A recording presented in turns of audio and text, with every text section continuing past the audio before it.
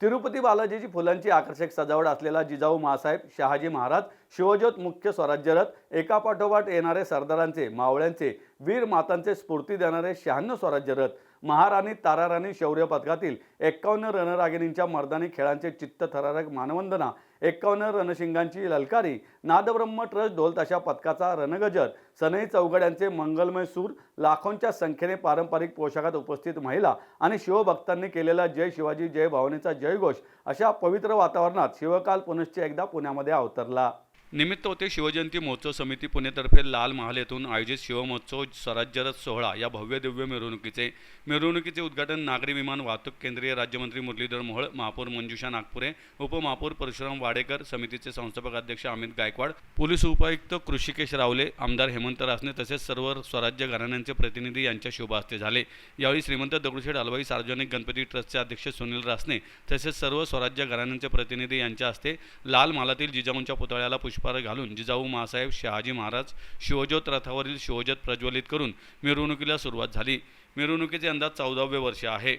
भारताच्या इतिहासातील शिवकालीन युद्धकला सादर करणाऱ्या 51 रणरागिणींच्या औरंगासूर मर्दिनी, भद्रकाली रणरागिणी, महाराणी ताराराणी शौर्य पथक मर्दानी युद्धकला सादर केली।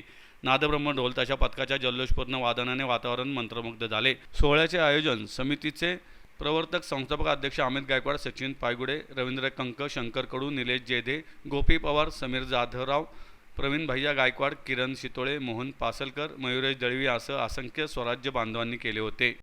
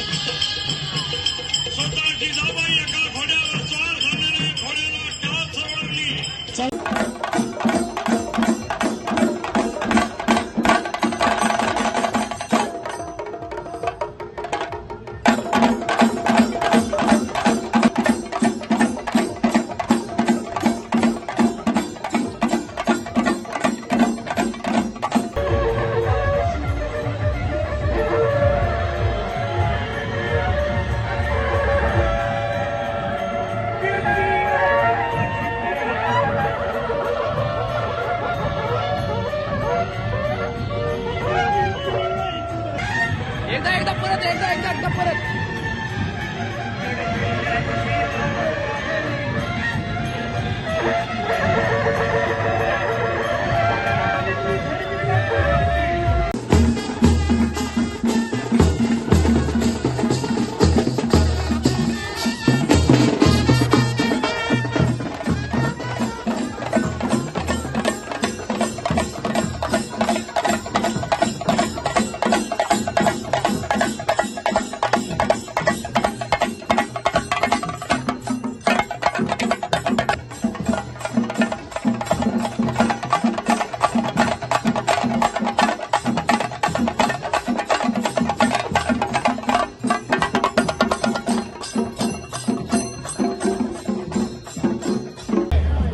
येथे लाल महाल पासून सुरू होणाऱ्या विश्वातल्या सर्वात मोठ्या शिवजयंती सोहळ्यात सगळ्यांचं स्वागत आहे। खरं सांगायचं तर 14 वर्षापूर्वी हा अतिशय सुंदर, पवित्र आणि महाराष्ट्राच्या इतिहासाला कलाटणी देणारा दिवस 19 फेब्रुवारी 2013 रोजी निर्माण झाला।